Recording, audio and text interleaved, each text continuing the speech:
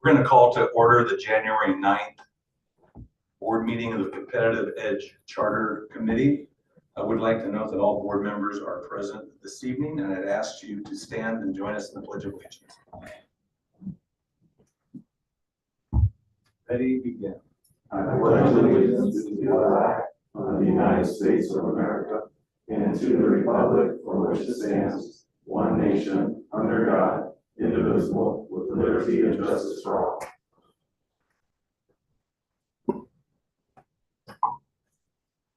Okay, 1.04 is approval of the agenda. Do I have a motion to approve the agenda as presented? Second. I have a motion by board member Debbie Miller and a second by board member Coate. All those in favor say aye. Aye.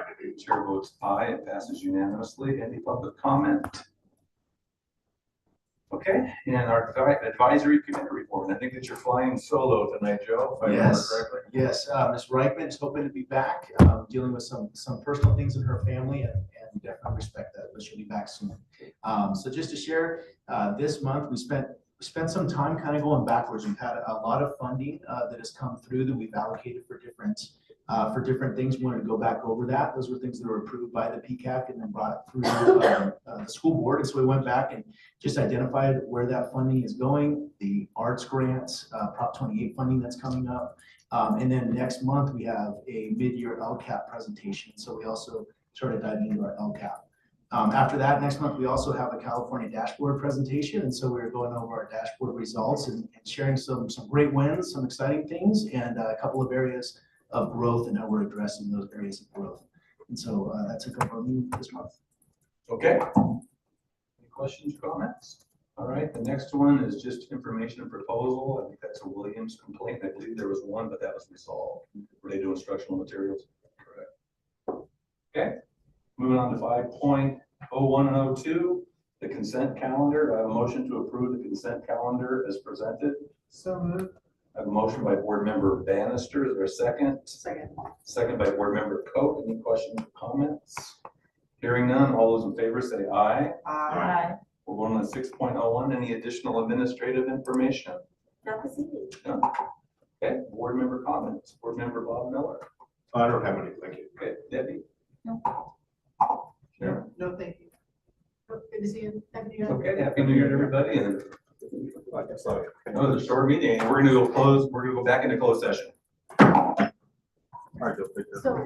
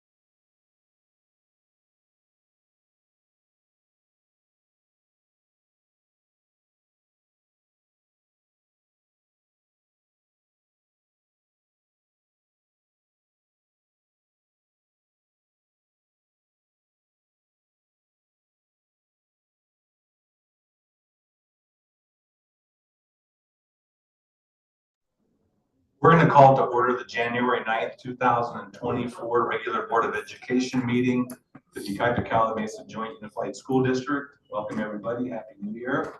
I would like to ask everybody to please join us and join us in the Pledge of Allegiance. Ready, begin.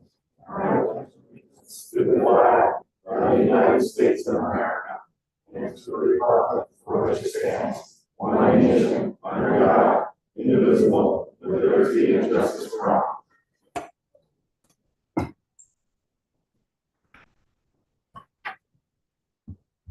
I would like to note that all board members are present, including our student board member. Welcome back, Hannah. And we're moving on to 3.04, the approval of the agenda. Are there any changes to the agenda, Ms. Bates? No.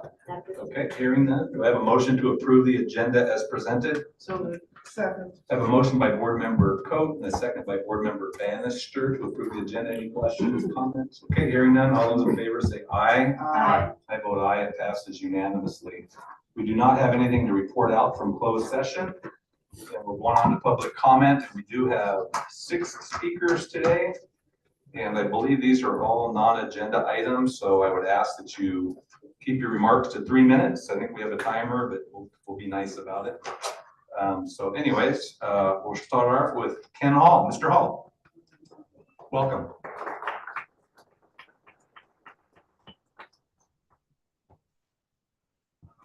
Thank you.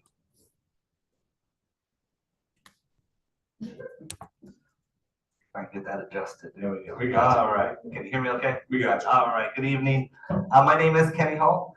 I'm the Targeted Intervention Specialist at Chapman Heights Elementary School. It's my 27th year teaching and being part of YCJUSD. I started in 1997 at Ridgeview Elementary. Go Road Runners.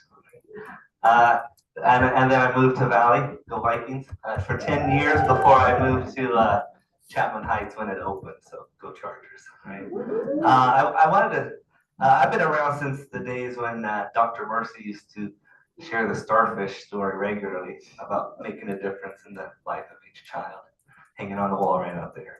So I wanted to start with a short story too, just in that note. So it was the evening of September 8th, 2016.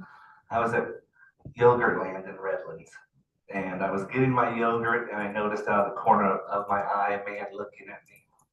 And as I turned to him, he said, "Are you a teacher?" And I said, "Yes." And he said, "I think my son was in your class." And as he said that, a young man in his early 20s walked around the corner, and I looked at him and I said, "Ryan Toll."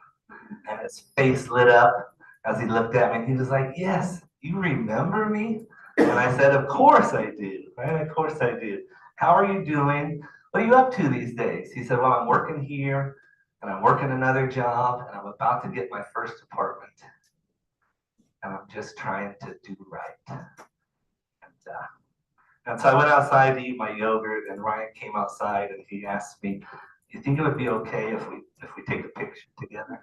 And I said, "Absolutely." I said, "Absolutely, Ryan. We'll take a picture." And so his coworker took our picture, and he told me, "I can't believe you remember me after all these years." And I said, "Absolutely, I remember you, Ryan." And he said, "There was another teacher in here recently." And I said hi to her and asked if she remembered me, and she said, "I have no idea who you are." So I share that story to just illustrate there's more to education than data that I like to call the 30,000-foot level. Okay, that big picture data. That education should be student-driven and data-informed.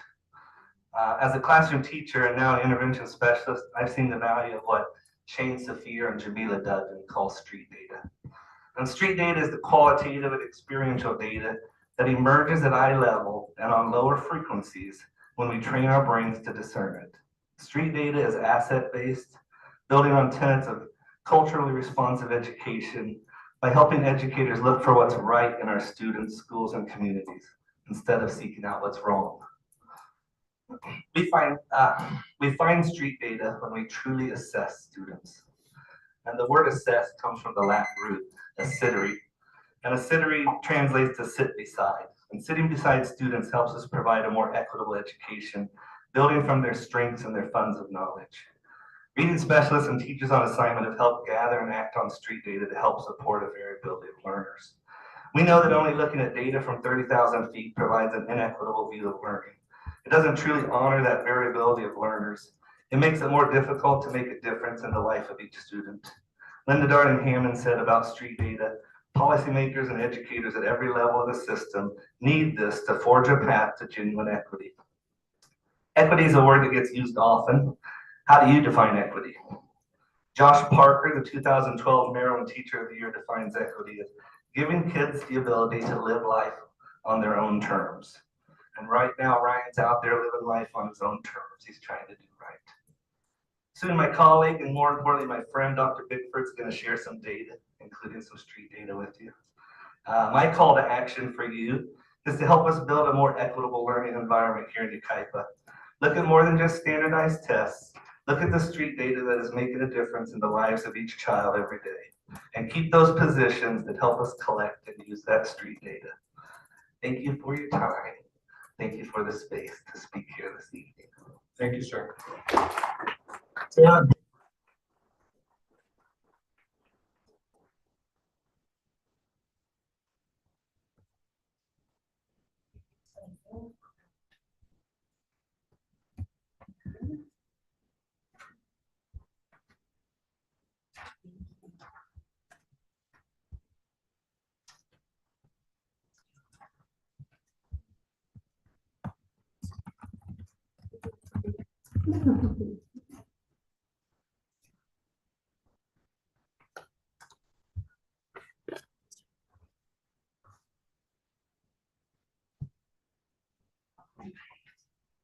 Thank you. Superintendent Bings, members of cabinet and school board. As my colleague and friend Ken Hall shared, my name is Dr. Tara Bickford and I am the teacher on assignment at Chapman Heights Elementary. I worked in the Yucaipa Calamasa School District for 18 years, and I am here tonight to share some street data with you that depicts the growth our students who are receiving tiered academic intervention support are making. The document I have given you shows random YCJUSD students in grades 2 through 5. These students are referred to strictly by number. Beginning of the year data is shown through the student's BAS level, accuracy percentage, and STAR grade equivalent. Current data is shown in the same categories as well as student comprehension and DIBEL scores. As you compare the beginning of the year scores to current scores, you will see that students are showing growth based on the various assessments our intervention team completes. Allow me to highlight a few individual students from the data sheet you received. To begin, please look at 5th grade student 108. This student began the year with a BAS level of BAS level of L and has grown to level O with a STAR growth of 1 month. Student 205 grew from level J to level Q, and student 309 from an O to a Q with a STAR growth of 4 months. Moving to 4th grade, please see student 309 who started the year at a BAS level I and is now a K. Student 108 began with a BAS level of L and is now a level P. And student 202 increased from level K to level N with an 8-month STAR improvement. Moving into 3rd grade, student 204 began the year with a BAS level of C and is now a level F with a STAR score that shows growth of 1 year, 5 months. Student 217 began at a level C and is now a level F, with student 203 beginning at a level G and is now a level J. This is just a small snapshot of the street data that has been collected by our intervention team. The interventionists take the time to sit next to students while assessing. They see the growth in students in ways that can never be captured by a computer program. They see the growth in student confidence, and they see how that growth correlates to improvement in all subjects in the classroom. They are data-driven and student-informed. How will this level of support be continued next year when positions within the intervention team are being eliminated? As teacher on assignment, I am part of the intervention team. I work with our interventionists, and I work with our students. I am in classrooms, I am supporting teachers, I am providing a bridge between various stakeholders. I'm gathering resources, disseminating information, and participating in the delivery of intervention services to our students. Continuing the level of support students are currently receiving is unsustainable without all members of the intervention team in place. Please come to our sites and see for yourself what our interventionists do. Speak to us, speak to our students, and look at more than just one small set of data to make a decision that has an immense impact on our students. Thank you. Thank you, Dr. Bigford. Catherine Elliott.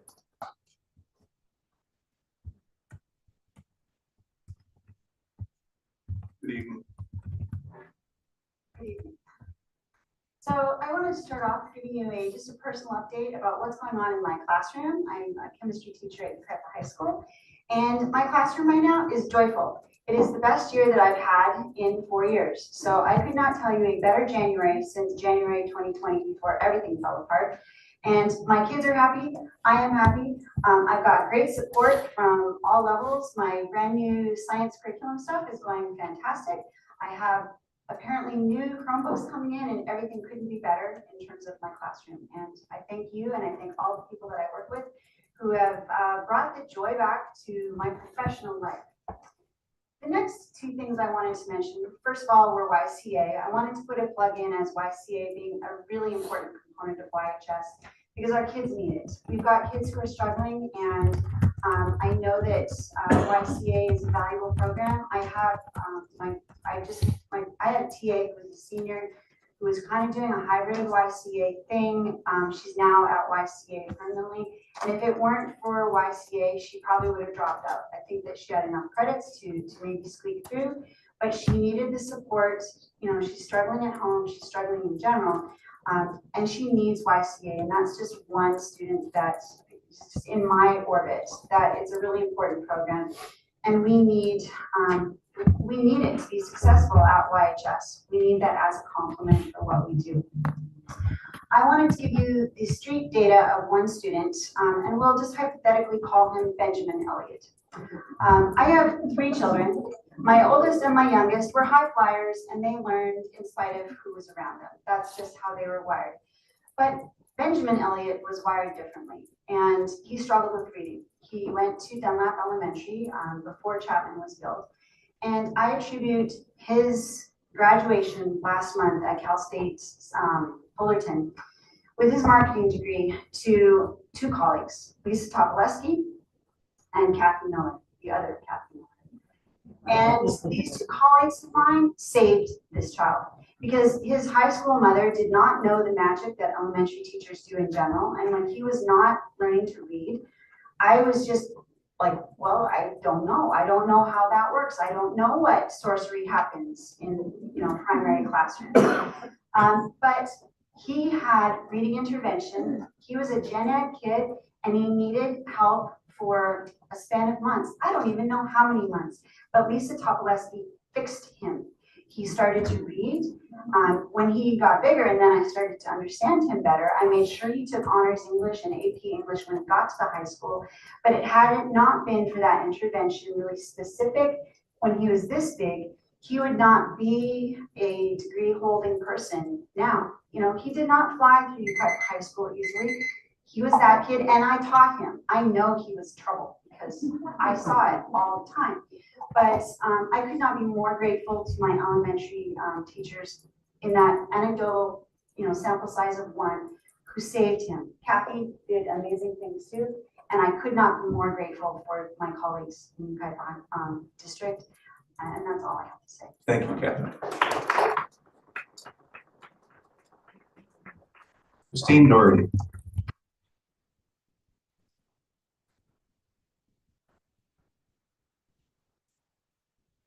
Good evening. Good evening, school board members and cabinet. I'm here tonight once again to talk about the importance of your school site intervention team. Surprise.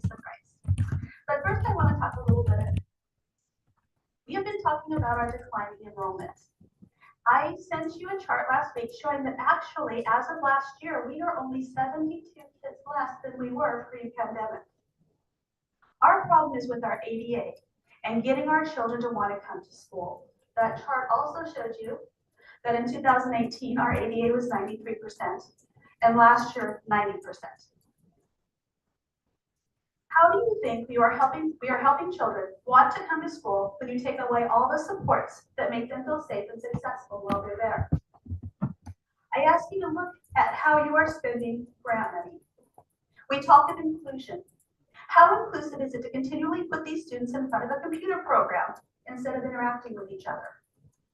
I ask you, is that inclusion or isolation? This year, you have finally recognized your intervention team as the professionals they are. You spent last year training them on new phonics techniques such as Haggerty and Orton-Gillingham. You gave them new diagnostic techniques like Amplify to help pinpoint student needs in reading for the first time. We now have all our schools with minimum days on Friday with the same collaboration schedule so that these intervention team members can get together and talk about programs and solutions to help students not just at their own site, but across the district. Kids are not a one-size option. I ask you to give these programs time to work. We haven't even finished a full year of implementation yet. We have no data to see if it's being successful and to see if this new approach is working on a yearly basis. As for the progress monitoring, how do you know that those techniques that we're currently looking at and the programs we're reporting are actually working? You're looking at data from a standardized test and a one-time snapshot that was not made to monitor just a kid. To monitor kids at grade level in reading. When I do report cards, I don't simply look at one data point or one writing sample and assume that I know the whole child. I look at multiple assessments. I look at the whole child like the data you have in front of you. You have the ability to change your priorities. There is money in ESSER to partially fund these positions for next year. And if you change your priorities for the learning loss grant, you can fund the rest. We have at least one elementary school receiving portables for an increase in enrollment next year. Our ADA this year is higher than it has been in several years and is currently higher than the projection used to create this year's budget. Find a common form for intervention to use to report all data, not just one single form. If after all of this you still think it is in the best interest of supporting students to do away with these positions, that will give you a full year to look at how to support those students who are already qualified and those that need additional support. Let's do this proactively instead of reactively. Give our students a chance to succeed and become fully functioning members of society. Take them off the computer and support them. Because we all agree, students need reasons to be at school, and our students deserve the best. Thank you. Thank you, Lucy. Happy Miller.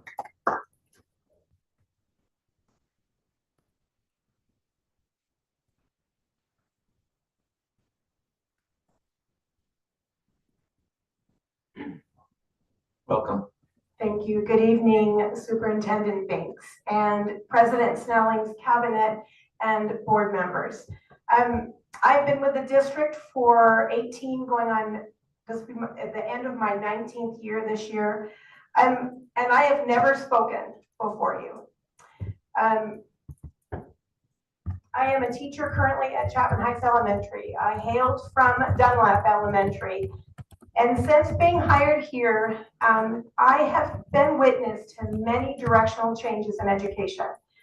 Each change presented unique challenges, but the central issue or concern then and now is the educational and social emotional well-being and welfare of our students in our district. We face yet another fiscal decision that, in my professional opinion, will have a hugely detrimental effect on our student support and achievement if the board does not appropriate the funds necessary to keep all TOAs and reading specialists on all sites. If cuts need to happen, then please keep them as far away from our students as possible. The necessary support that the post-pandemic students require is significant. As a general education teacher, I regularly have 35 students in my classroom, many who are ELA, others who are SAI, ranging in need for differentiation and support from mild to moderate to highly moderate to high.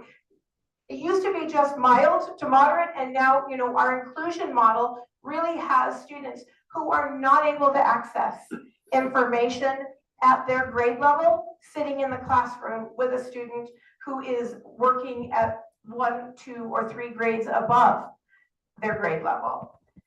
All of those students in one classroom. And now I cannot fathom how I will be able to add to that long list of instructional expectations, tier 3 reading support. Support for emotionally challenging students who need help when they are dysregulated and they are not able to participate in that general education classroom setting. They need a TOA to come alongside, to give the support that is necessary to bring them to a place where they can hear, see, and learn. How am I supposed to teach when I am being pulled in so many directions? Who gets the most of me or the best of me? We need our TOAs and our reading specialists because our students need them. School board, I urge you to come to the school sites, see for yourselves what you're with your own eyes, and what you're being asked to eliminate. Come individually, come independently, come freely, come visit, come walk in my classroom, go to any teacher, any TOA, any specialist. They're going to welcome you into their classroom and into their learning environment. We are struggling right now to meet the needs of our students with them. Whose needs are going to go unmet? What student population will slip through the cracks by the elimination of these positions? Are you willing to put our kids in jeopardy? I hope not. I hope you reflect, problem solve, and find a solution that keeps these vital members at every school site as part of their intervention team for our students. Thank you for your time. Thank you, Ms. Miller. I appreciate it. Tom Heron.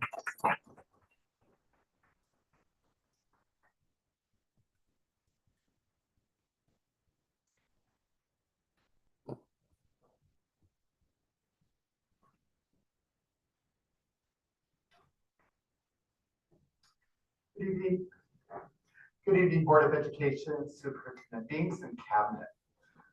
I recognize over the next few months, you will need to make some very difficult decisions. And I appreciate the concern you have of all of you to maintain a fiscally sound district. I realize that we are facing some uncertain times since it's very likely the state will not be able to maintain the unprecedented level of state funding that we've seen recently. And in future years, we won't have some of those extra funds that have helped fund programs and positions that go above and beyond our normal programs. However, I firmly believe in the resiliency of our district and trust that you will do everything possible to maintain the highest quality schools for our students as possible, that you will truly put students first. And as Kenny was talking about the motto when he was hired, when I first started here, lots of people at the district office, all the principals, wore pins that say students first. Putting students first requires that you also maintain a supportive and enriching learning environment. This is directly related to the investment you make in our educators. If classroom teachers are not given the necessary resources, recognition, and support, it becomes challenging for them to effectively educate and meet the needs of all of our students. Recognizing and prioritizing the well-being of both certificated educators and students is essential for maintaining the high-quality schools YCJUSD has invested so much in over the past decades. I ask that you demonstrate your commitment to our students, our schools, and your staff by doing the following. First of all, make sure our educators are adequately compensated for the hard work they do. Work to prioritize these dedicated staff members in the budget. Secondly, keep any necessary cuts as far away from our students, our classrooms, and our school sites as possible. Please work to maintain the proven interventions and supports that you have been able to fund. Please work to maintain and improve those innovative programs that help reach the needs of students that aren't served in a traditional classroom setting. You have found many ways to continue other programs that were funded out of temporary funds. Please continue to look for ways to fund these positions that directly support our most needy students as well as their families and the teachers that teach them. Work hard with all the stakeholders to do whatever possible to ensure our financial stability.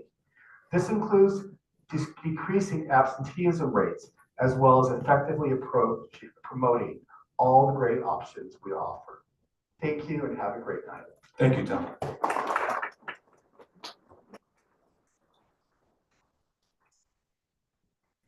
Okay, we're now moving on to our student board member report. Hannah, welcome back. Thank you. Okay, so the second semester is off to a pretty good start so far at YCHUSD. There's some really positive things going on. Mr. Jervis has been working more with our PBIS and just to get people more excited to be at school and encourage good behavior. We're also starting planning some events like our rally and even as far out as prom.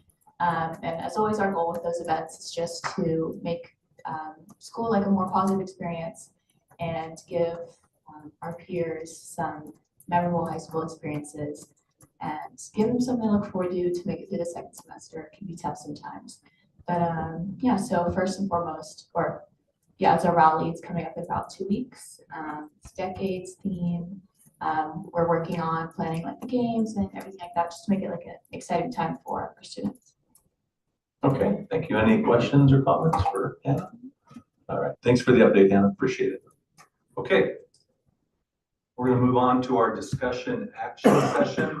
The first item is 6.01 business services. This is a kitchen modernization at Wildwood Elementary School and Yucaipa High School. Do I have a motion for approval?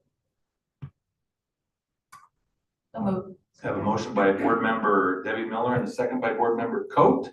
Okay, questions or comments? I have one, President. Okay. Yeah, go ahead, Bob. Kelly or Eric, I'm not sure who it goes to. Can you explain how this funding source is, how it's separate from maybe some of the issues we're hearing tonight, and how that's earmarked? Yeah, sure, Mr. Miller. So KIT funding was some funding that was approved by the state when they had a surplus, it was specific to child nutrition services. It could be used for facility improvements as well as training.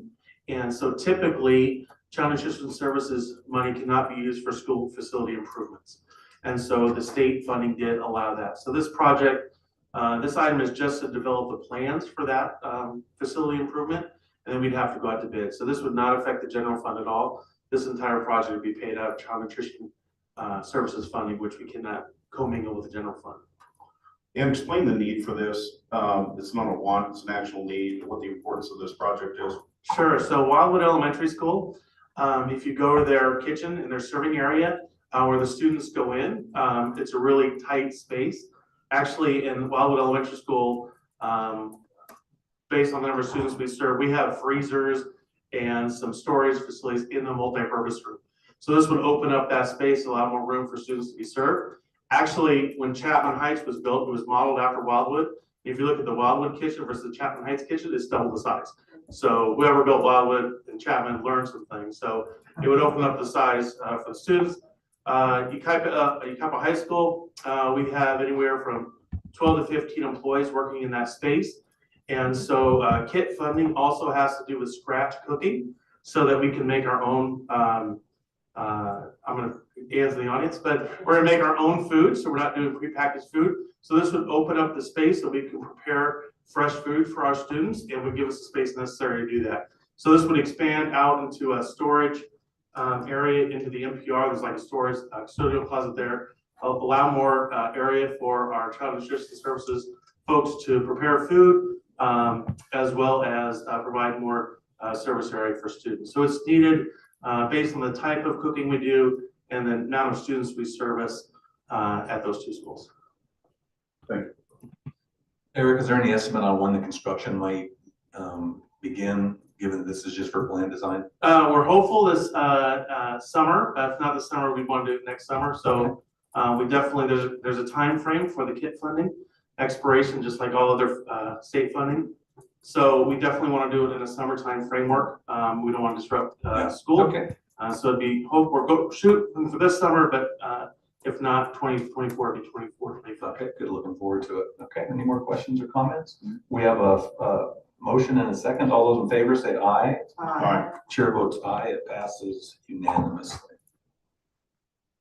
The next item is 6.02. This is new modular classrooms for Calamasa Elementary and Dunlap Elementary, and I believe this is for plan design as well. Do I have a motion for approval? Move approval. I have a motion by Board Member Bannister. I'll second the item. Any questions or comments for Dr. Freeman? Mr. Miller. Thank you, President. Dr. Freeman, I noticed that when I looked at the background of why we're looking at doing this, maybe you can explain why we would do this.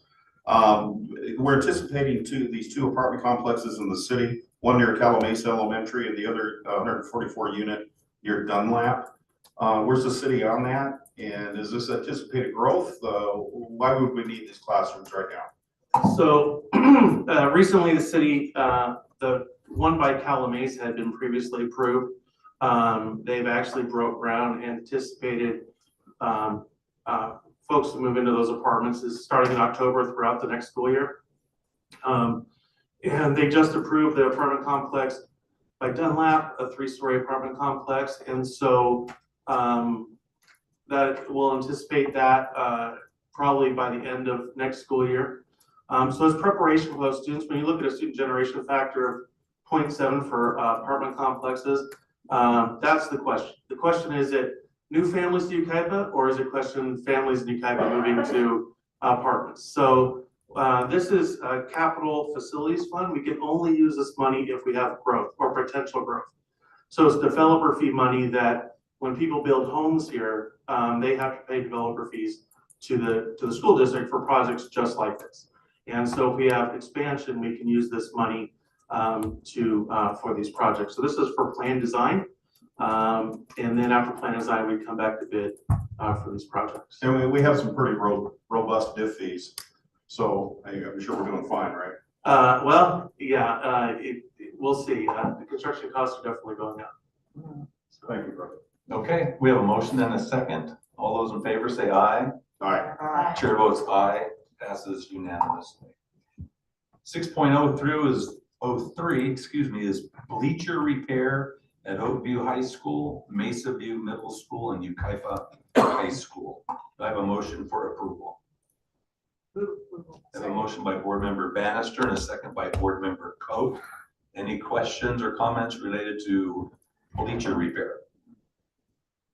Okay, hearing none, all those in favor say aye. Aye. Chair votes aye, motion passes unanimously. 6.04 is for tree removal at Parkview Middle School. Do I have a motion for approval? Move approval. I have a motion by Board Member Coe. Is there a second? Second. Second by Board Member Bannister. Any questions or comments? If I understand correctly, the trees they're lifting up the concrete throughout I mean, you see that happen in the city too, but the trees are lifting up the concrete, which is problematic. Do we know how many trees we're talking about? So unfortunately, we're talking about 17 trees. So you're correct, Mr. Snellings. Over the years, Parkview was built, and depending on the stories you hear about when it was built, there were extra trees added to that campus. Over the years, the trees have lifted concrete. We've been able to shave down the concrete over the years. We did quite a bit of that over winter break, but at different places, the concrete's gotten so thin that if those tree roots continue to lift, it creates a safety issue for staff and students. And so you can see on Parkview's campus now where trees have been removed over the years and it filled in with concrete. So we're looking at benches, umbrellas, that type of thing. in those areas, but yeah, unfortunately, this would be. Okay. tree So I happen to know a principal who planted his own trees on a middle school campus in the district that will remain unnamed. Mhm. But are these trees that were part of the original plan, do we know? Or are these trees that have just maybe been planted by some folks out of good intentions over the years, or do we know? So if you talk to the people who originally were at Hartview, there might have been, some of those similar things going on, back when it was really started, and they were beautiful and. Yeah. Were great for staff and students for many, many years, but over time, they did, lift the concrete. Yeah, okay. Yeah, go ahead. If we don't remove the trees, what's the potential cost down the road if we need to replace all the concrete that we can no longer treat? So, Just a guess. several $1 million to replace all that concrete. Okay, we have a motion and a second. All those in favor say aye. Aye. Chair votes aye. Motion carries 5-0. We hate to see trees go, but we understand. And there's plenty of other trees on that campus. Okay, 6.05 is a second review of a revised board policy related to language about bargaining units in the board policy. Do I have a motion for approval? So moved. I have a motion by board member Debbie Miller. I'll second the item. Any questions or comments? Okay, hearing none. All those in favor say aye. Aye. Chair votes aye. Motion carries 5-0. Now we're moving into the consent calendar. Are there any items there that any board member would like to have considered separately?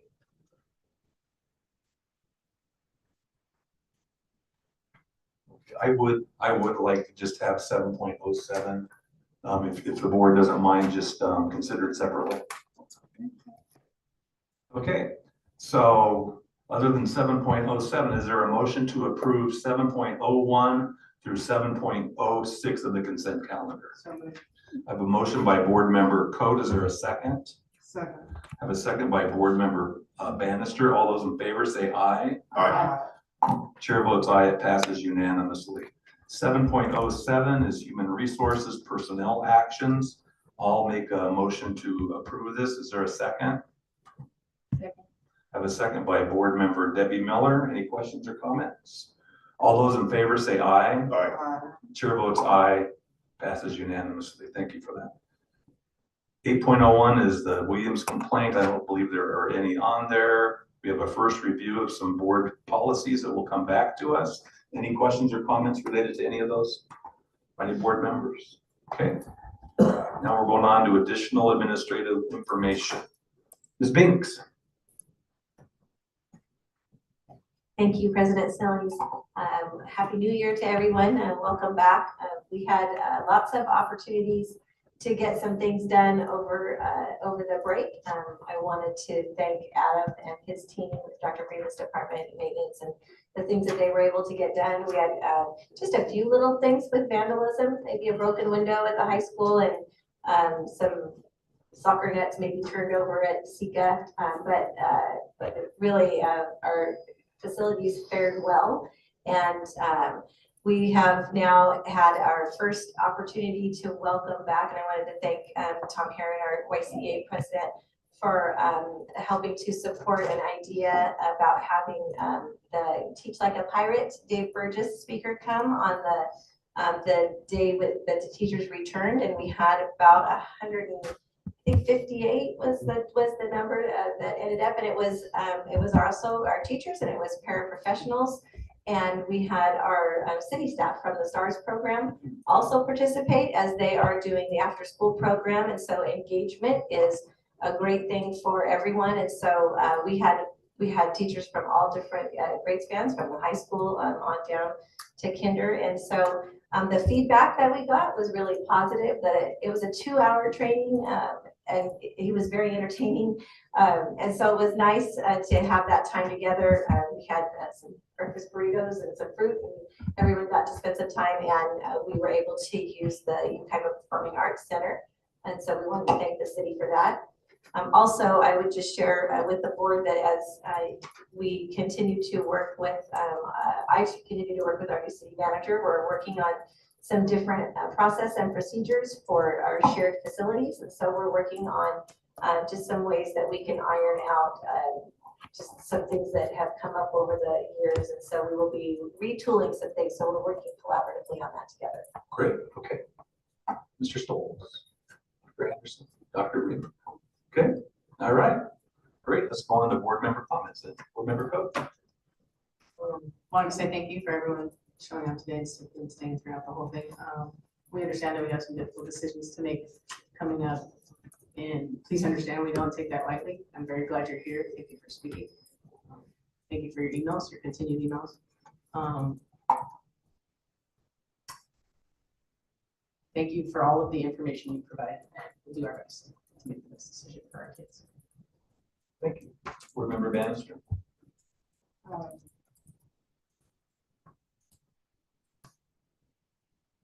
I would reiterate what Board Member Coates said. Appreciate the information and the heartfelt appeals. And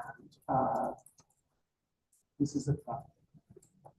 So thank you. And I also want to thank the staff for being very supportive of in our decision making and providing very balanced information. Debbie Miller.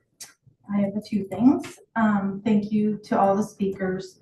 I always appreciate your info. It always prompts me to ask more questions behind the scenes. And I hear you, I hear your hearts, and I know you care for our students, and I appreciate you very much. So thank you for always coming, and the emails and everything. I learn a lot, so thank you. Thank you. I think Heather Leon's out there. Thank you for the ornaments. I saw it just briefly tonight. I haven't looked at the details yet, but they look really cool, so thank you. Glitter. Callie's office. Yeah, we're all sparkly. So thank you for that. Tonight, I want to shout out real quick to the everybody here in the superintendent's office. First of all, Stephanie, the receptionist. She's always so sweet and kind and smiling whenever, and always asks me how my day's going, and I appreciate her smile and kindness. Carol and Debbie, who put together the agenda. There's a lot always on it, and some months, like this month, there's only a couple, so I appreciate that they do that. Lance, thank you. Always keeping me on top of my deadline, and keep pushing me, please. I need you for that.